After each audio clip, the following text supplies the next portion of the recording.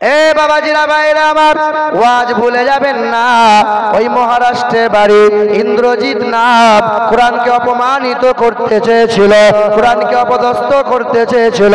জুতা পরে কোরআনের উপরে দাঁড়িয়ে গেল, সোশ্যাল মিডিয়াতে প্রচার হয়ে গেল, দেখো দেখো কোরআনের কোনো ক্ষমতা নাই, এই তো জুতা পরে কোরআনের উপরে দাঁড়িয়ে গেলাম। আল্লাহর আরশ কেঁপে গিয়েছিল। আল্লাহ বলে ছাড় দেবো কিন্তু ছেড়ে দেবো না। হে বাবাজিরা ভাইরা আমার, ওই ইন্দ্রজিৎ বলে বেঈমানটা, ওই নবীর দুশমনটা কোরআনকে অপদস্থ করেছিল, মুসলমানদের কলিজায় আঘাত দিয়েছিল। সেই দিন আমরা আফসোস করেছিলাম কেন তাকে গ্রেফতার করা হলো না। আজ বা রাম মন্দিরের বিরুদ্ধে কথা বললে পারে সালমান আজহারিকে গ্রেফতার করতে আসো, আজ রাম মন্দিরের বিরুদ্ধে কথা বললে পরে বাবরি মসজিদের পক্ষে কোনো গান গাইলে পরে মুসলমানগুলোকে কলিজা আঘাত দাও, মুসলমানগুলোকে জেলে বন্দি করে দাও।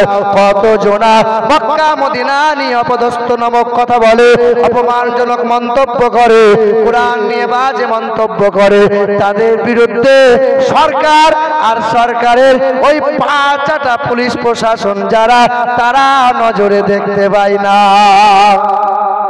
তাদের নজরে পড়ে না। মুম্বাই ওই হিন্দু ঘরের ছেলেটা জুতা পরে কোরআনের উপর দাঁড়িয়ে গেল, দেশ বিদেশের মানুষ দেখেছিল।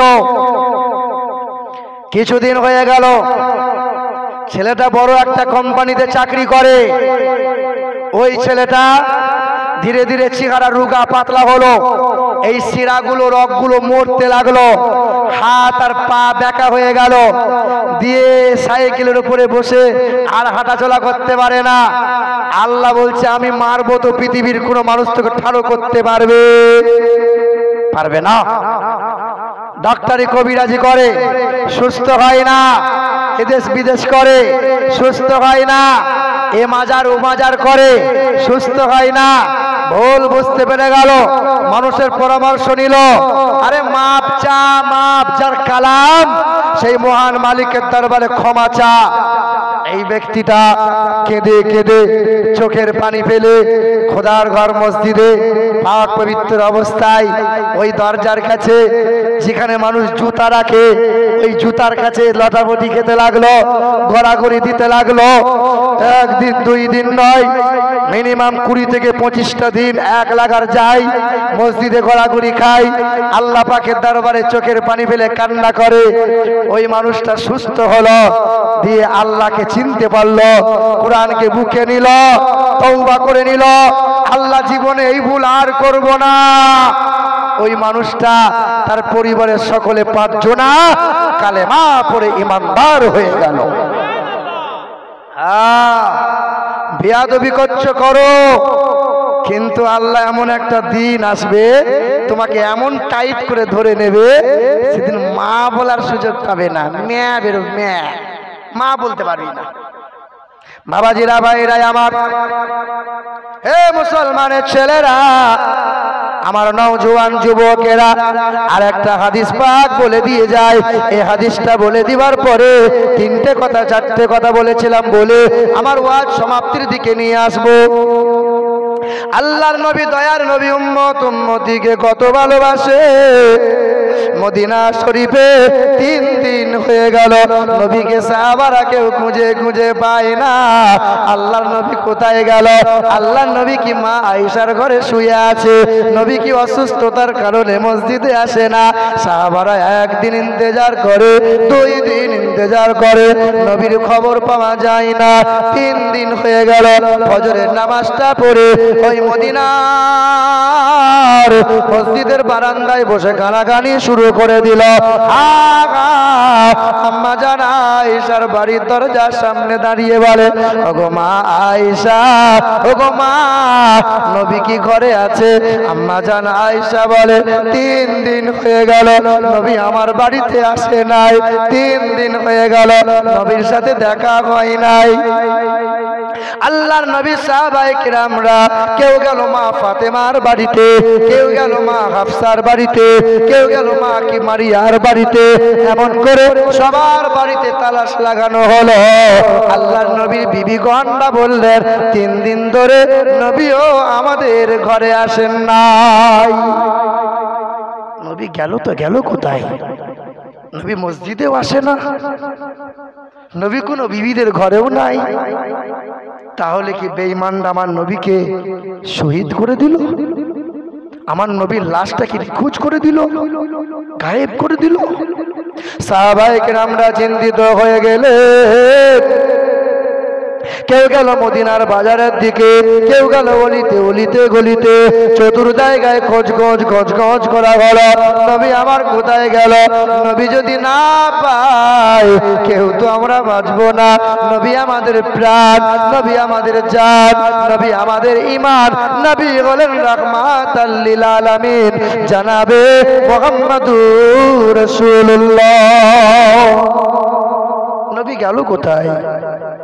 আল্লাহর নবীর খোঁজ করে আবু বকর, ওমর চলে গেলেন, মাওলানা আলী, তালহা একদিকে গেলেন, সব চতুর্দিকে খোঁজাখুঁজি। হযরতে আবু বকর তাকিয়ে দেখে ওই ফাঁকা মরুভূমির বালুচরে, যেখানে ফাঁকা ঘাসের ময়দান রয়েছে, ওই বাবলা বাগানের নিকটে একটা কালো মানুষ দেখা যায়। এই কালো মানুষটাকে জিজ্ঞাসা করি, বাবা তোমার কোথায় বাড়ি? বাবা তুমি কি আমার নবীকে দেখেছো বাবা? সঙ্গে সঙ্গে কালো মানুষটা বলল, আমি হাবশী দেশের ছেলে, মদিনার এক ধনীর বাড়িতে কাজ করি, আমি একজন গোলাম, আমি ছাগল দুম্বা চড়াই। আমি তো তোমার নবীকে দেখি নাই, আমি তো তোমার নবীকে দেখি নাই। ও অতিথি আবু বকর, ওমর, তবে একটা খবর আমি দিতে পারি। দাও ভাই দাও, কি খবর দাও? তখন ওই কালো মানুষটা বললেন, হাবশী দেশের মানুষটা বললেন, ওই গোলামটা বললেন, আমার দুম্বাগুলো ছাগলগুলো ময়দানে 3 দিন ধরে চড়ায়, সন্ধ্যা হলে বাড়ি নিয়ে যায়। কি জানো হয়ে গেল, সন্ধ্যা হয়ে যায় আর মদিনার দিকে ফিরে ফিরে যায় না। আহারে 3 দিন হয়ে গেল, ছেলেগুলো আমার দুম্বাগুলো ছাগলগুলো মদিনার ঘাসে মুখ দেয় না, আর কোনো পানীয় পান করে না। তবে একটা মানুষের খবর দিতে পারি, যে মানুষটা ওই পাহাড়ের গুহার নিচে একজন নুরানি চেহারাওয়ালা ব্যক্তি কপালটা জমিনে রেখে দিয়ে ইয়া রাব্বি হাবলি উম্মতি বলে কান্না করে, যার কান্নার কারণে 3 দিন ধরে অবলা দুম্বাগুলো ছাগলগুলো না খেয়ে না পান করে কান্না করে ঝরঝর করে চোখের পানি ফেলে। আবু বকর, ওমর বুঝে নিলেন, যে ব্যক্তির খবর দিচ্ছেন ওই ব্যক্তি সাধারণ আর কেউ নয়, উনি আমার আপনার রাহমাতাল লিল আলামিন। আবু বকর, ওমর দৌড়ে দৌড়ে চলে গেলেন, আল্লাহ নবীর কাছাকাছি হলেন। আল্লাহ নবীকে আবু বকর বললেন, আসসালামু আলাইকা ইয়া রাসূলুল্লাহ। আল্লাহ নবী তখন বলছেন, ইয়া রাব্বি হাবলি উম্মতি। হযরতে আবু বকর বলছেন, ইয়া রাসূলুল্লাহ 3 দিন হয়ে গেল আপনি কোনো খাবার খেলেন না, 3 দিন হয়ে গেল মদিনার মসজিদে গেলেন না, 3 দিন হয়ে গেল পানিও আপনি পান করেন না, আপনি বিবিগণকে কাউকে বলেও এলেন না, আপনার কন্যা ফাতেমার কাছে দেখাও করে এলেন না। ইয়া রাসূলুল্লাহ 3 দিন ধরে তাই মদিনার সাহাবায়ে কিরামরা খাবার খাওয়া বন্ধ করে দিয়েছে, মহিলারা রান্না খাওয়া বন্ধ করে দিয়েছে, দুধের বাচ্চাগুলো দুধ পান করা বন্ধ করে দিয়েছে। 3 দিন হয়ে গেল মদিনার মসজিদে আর বিলাল আজান দেয় না। ইয়া রাসূলুল্লাহ এবার বাড়ি চলুন না, আর আপনি কাঁদবেন না, চলুন না ইয়া রাসূলুল্লাহ, এইরকম করে আর চেহারা লাল করেন না গো নবী, আল্লাহ নবী কেঁদেছেন, তো চোখের পানিগুলো গড়িয়ে গড়িয়ে ভিজে ভিজে বালিতে পড়েছে, বালিগুলো জমাট বেঁধে বেঁধে গেছে। আবু বকর নবীকে বারবার বোঝায়, আল্লাহ নবী বারবার একটাই কথা বলে, আমার উম্মত উম্মতির কি হবে, আমার উম্মত উম্মতির কি হবে। হযরত আবু বকর বলছেন, ইয়া রাসূলুল্লাহ, আপনি না আবু বকরের জন্য বলেছেন, সারা পৃথিবীর সমস্ত মানুষের ঈমান যদি এক পাল্লায় রাখা হয়, আমার আবু বকরের ঈমান যদি দ্বিতীয় পাল্লায় রাখা হয়, আল্লাহ পাক আবু বকরের ঈমানের পাল্লা ভারী করে দেবে। ইয়া রাসূলুল্লাহ, আমার ঈমান, আমার যত পুণ্য আমল রয়েছে গো নবী, আমি আপনার গুনাহগার উম্মত উম্মতির জন্য দান করে দিলাম। হুজুর, এবার আপনি মাথা তুলে নেন নবী। তখন নবী বলছেন, আল্লাহ, আমার উম্মতের কি হবে, ইয়া রাব্বি হাবলি উম্মতি, আমার উম্মতের কি হবে। উম্মত উম্মত। ওমর ফারুক রাদিয়াল্লাহু তাআলা আনহু বললেন, আসসালামু আলাইকা ইয়া রাসূলুল্লাহ, আমি আপনার ওমর। ইয়া রাসূলুল্লাহ, একদিন আপনার মাথাটা কাটতে গিয়েছিলাম, আপনার নুরানি চেহারা দেখে আপনার কদমে আমি আমার জীবনটা বিলিয়ে দিয়েছি। ইয়া রাসূলুল্লাহ, আপনি আর কাঁদবেন না, এবার আপনি মাথাটা তোলেন। ইয়া রাসূলুল্লাহ, আমি ওমরের ফারুকের জন্য তো আপনি বলেছেন আকাশের তারার সমান নেকি হবে আমার ওমর ফারুকের। ইয়া রাসূলুল্লাহ, ইয়া হাবিবাল্লাহ, আমার জন্য তো আপনি বলেছেন আকাশের সমতুল্য, তারার সমতুল্য, আকাশের তারা যত আমার পুণ্য তত। ইয়া রাসূলুল্লাহ, আমার নেকিগুলো পুণ্যগুলো আপনার গুনাহগার উম্মত উম্মতির জন্য দান করে দিলাম। এবার তো বাড়ি চলেন। নবী যায় না, নবী মাথা উঠাই না, নবী শুধু গুনাহগার উম্মত উম্মত। বাবাজিরা, ভাইরা আমার, ওমর ফারুক দৌড়ে দৌড়ে চলে গেলেন। হে আলী, ও আলী, এসো এসো, আল্লাহ নবীকে পাওয়া যায়। মাওলাই আলী ছুটে ছুটে চলে গেলেন। আম্মাজান ফাতেমা, আম্মাজান ফাতেমা এক কোলে হাসানকে নিলেন, এক কোলে হুসাইনকে নিলেন, এক কোলে হাসান হুসাইনকে নিয়ে আম্মা ফাতেমা দৌড়ে দৌড়ে পা পা করে ছুটে ছুটে ছুটে ছুটে গেলেন। আল্লাহ নবীর লাল চেহারা দেখে মা ফাতেমা কাঁদছেন আর বলছেন, আব্বা, ও আব্বা, আপনি ব্যবসায় গেলে, সফরে গেলে ফাতেমার সাথে দেখা করে যান, আবার সফর থেকে ফেরার পথে ফাতেমার সঙ্গে দেখা করেন।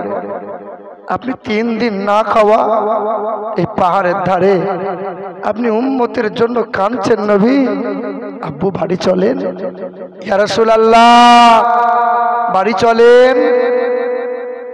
ফাতেমার কথাও নবী শোনে না।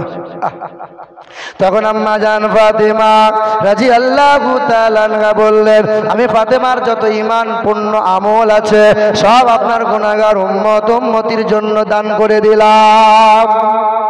মাথা তোলেন গো নবী। না না, নবী আমার মাথা তোলেন না।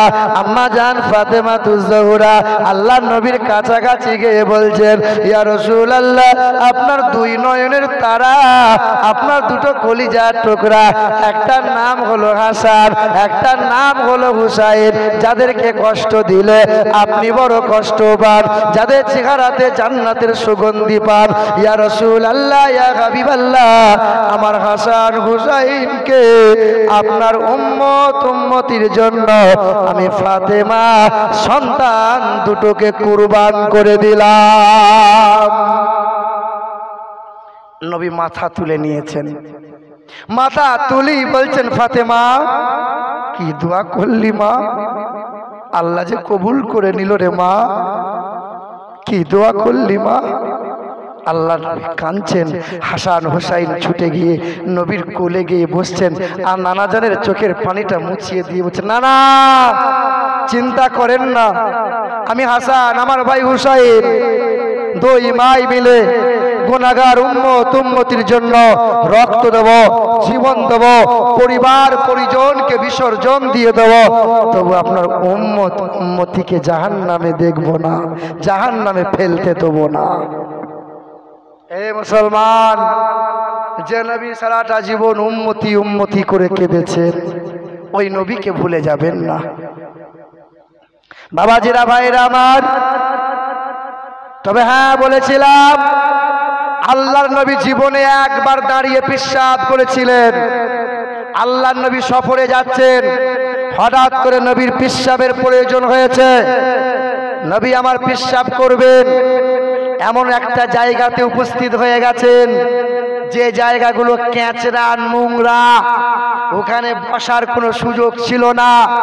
আল্লাহর রাসূল আমার দাঁড়িয়ে দাঁড়িয়ে পেশাব করেছিলেন, এটা সহিহ হাদিসে আছে। তাই বলে আপনি দাঁড়িয়ে দাঁড়িয়ে পেশাব করতে পারবেন না, কারণ নবীজি প্রয়োজনে একবার দাঁড়িয়ে পেশাব করেছিলেন। তবে হ্যাঁ, নবীজি দাঁড়িয়ে একবার পেশাব করার এটাই কারণ, আমার উম্মতের যদি কোমরের যন্ত্রণা হয়, আমার উম্মতের যদি হাঁটুতে যন্ত্রণা হয়, আমার উম্মত যদি বসতে না পারে, প্রয়োজনে দাঁড়িয়ে পেশাব করা যায়। আল্লাহর নবী আমার যে বিছানায় তিনি শুয়েছিলেন, ওই বিছানা শক্ত ছিল, শক্ত। আল্লাহর নবী শক্ত বিছানায় শুয়েছিলেন বলে আজও ডাক্তাররা বলে কোমরের যন্ত্রণায় ভুগছেন, বাতের রোগে ভুগছেন, হ্যাঁ এই যে ঘাড়ের যন্ত্রণায় ভুগছেন, ওই স্পঞ্জের বিছানায় শোবেন না, শক্ত বিছানায় শোবেন। নবী আমার বৈজ্ঞানিকের বিজ্ঞানের বিজ্ঞান, বৈজ্ঞানিকের বৈজ্ঞানিক। নবীর মতো আর পৃথিবীতে দ্বিতীয় কোনো মহাপুরুষ হবে না। জর্জ বার্নার্ড শো বলেন, I believe if a man like the great scientist or prophet sallallahu alayhi wa sallam, নবী হলেন, তিনি বলছেন আমি বিশ্বাস করি নবী মুহাম্মদ হলেন বিশ্বের মহাবৈজ্ঞানিক, তিনি হলেন জগৎগুরু জনাবে মুহাম্মদ রাসূলুল্লাহ। এখনো ইংল্যান্ডের ব্রিটিশ মিউজিয়ামে লেখা আছে, as a leader, as a teacher, as a father, as a lawmaker, Muhammad is the superman in the world। বিশ্বের জমিনে এক নম্বর শিক্ষক যিনি, এক নম্বর নেতা যিনি, এক নম্বর পিতা যিনি, মানব জাতির কল্যাণকর্তা তিনি হলেন জগৎগুরু জনাবে মুহাম্মদ রাসূলুল্লাহ। এখনো বাইবেলে লেখা আছে 10 পলব জনে, the name whose first letter will be M and the last letter will be D, and who will eat the meat if for food or animal, all mankind should flog him, his messenger or prophet sallallahu alayhi wa sallam। এখনো বেদে লেখা আছে, উত্তরনারায়ণ বেদ অন্তগী পঞ্চম পরিচ্ছেদে বলা আছে, লা Ilha হরতে পাপম ইল্লু Ilha Paramapadam, জন্ম বৈকুণ্ঠ পরভাপ ইনতীত জপি নামে মুহাম্মাদান। তোমরা যদি উচ্চ পদবী লাভ করতে চাও, তোমরা যদি নরক থেকে বাঁচতে চাও, স্বর্গ লাভ করিতে চাও, তো জন্মের পর থেকে শেষ নিঃশ্বাস পর্যন্ত আল্লাহর নাম জপ করো, আর নবী নবী নবী নবী নবীর আদর্শ ফলো করে জীবন অতিবাহিত করো। বাবাজিরা, ভাইরা আমার, দ্বিতীয় নম্বর বলেছিলাম এখনো 4 জন নবী হায়াতে আছে। হাদিসে না থাকলেও মুফাসসিরদের মত এটাই, আসমানে 2 জন জীবিত, জমিনে এখনো 2 জন জীবিত। একজন নবী হলেন ফিলিস্তিনের উচ্চ পাহাড়ের গুহায় আছেন, যার নাম হলো ইলিয়াস নবী আলাইহিস সালাম। আর একজন নবী আছেন নদীতে, পানিতে। তাই মহিলারা পানিতে পেশাব করবে না, কেউ কখনো পানিতে পেশাব করবে না। পানিতে পেশাব করলে পরে যৌন রোগে আক্রান্ত হয়। পানিতে থাকে খিজির আলাইহিস সালাতু ওয়াস সালাম। এখনো 2 জন নবী আসমানে জীবিত আছেন। একজন নবীর নাম হলো ইদ্রিস নবী। ইদ্রিস নবীকে আল্লাহ জান্নাত দেখাতে নিয়ে গিয়েছিলেন। জান্নাত দেখে আল্লাহকে বলছেন, আল্লাহ আমি আর দুনিয়ায় যাব না, আল্লাহ আমি আর দুনিয়ায় যাব না। এখনো জান্নাতে জীবিত আর একজন নবী জীবিত আসমানে আছে, ঈসা রুহুল্লাহ, তাকে আসমানে জীবিত অবস্থায় উঠিয়ে রাখা আছে। আবার একদিন তিনি আসবেন, ইমাম মেহেদীর আগমন হবে, যুদ্ধ হবে, গোটা বিশ্বের বেঈমান কাফের গুলোকে ধূলিসাৎ করে ইসলাম জয় জয়কার হবে। তারপরে কিয়ামত সংগঠিত হবে। আর দুটো আমল বলে দিয়ে যায়। এক নম্বর আমল, যে আমলটা করলে পরে মরতে যতক্ষণ সময় লাগবে জান্নাতের খুশবু পেতে সময় লাগবে না। এই আমলের নাম হলো আয়াতুল কুরসির আমল। আয়াতুল কুরসি। যদি কোনো মানুষ 5 ওয়াক্ত নামাজ পড়ে, ফরজ নামাজ বাদ একবার করে যদি কেউ আয়াতুল কুরসি পড়তে পারে, আল্লাহর নবী বলেন ওই ব্যক্তির মৃত্যু যন্ত্রণা হবে না, তাকে 6 মাস বিছানায় পড়ে থাকতে হবে না, টুক করে ঘুমাবে, ইন্তেকাল হয়ে যাবে। আল্লাহর নবী বলেন ইন্তেকাল হতে যতটুকু সময় লাগবে ইন্তেকালের পরেই কবর, হাসর, জান্নাতি হাওয়া, জান্নাতি মেওয়া, জান্নাতি খাওয়া আল্লাহ দান করে দেবে। এই যে ঝাড়ফুঁক নিচ্ছেন আপনি, তেল তাবিজ নিয়ে বেড়াচ্ছেন আপনি, আয়াতুল কুরসি পড়েন। যদি কোনো মহিলা, যদি কোনো পুরুষ আয়াতুল কুরসি পড়ে ছেলের গায়ে হাত বোলাই, মাথায় ফুঁক দিয়ে দেয়, ওই বাচ্চা রাতের বেলায় ঘুমে চিৎকার করবে না। আয়াতুল কুরসি পড়ে যদি কোনো ব্যক্তি শরীরে ফুঁক দেয়, জেন খবিশে ক্ষতি করতে পারবে না। আয়াতুল কুরসি বলে, বিসমিল্লাহ বলে রাতের বেলায় দরজা যদি কেউ বন্ধ করে দেয়, আল্লাহ পাক 2 জন ফেরেশতাকে পাহারাদার করে দরজার সামনে দাঁড় করিয়ে দেয়। মানুষে জেন খবিশে তার ঘরে অত্যাচার করতে পারবে না। হবে ইনশাআল্লাহ, হবে আমলগুলো। আমার বাবাজিরা, ভাইরা আমার, আল্লাহ পাক যেন আমাকে আপনাদের সকলকে ঈমান এবং আমলের উপর চলার তৌফিক দান করেন। জোরে বলি আল্লাহুম্মা আমিন। সকলে সালাতু সালাম হয়তো নবীজির মুহাব্বতে সালাতু সালাম করি আ নবী।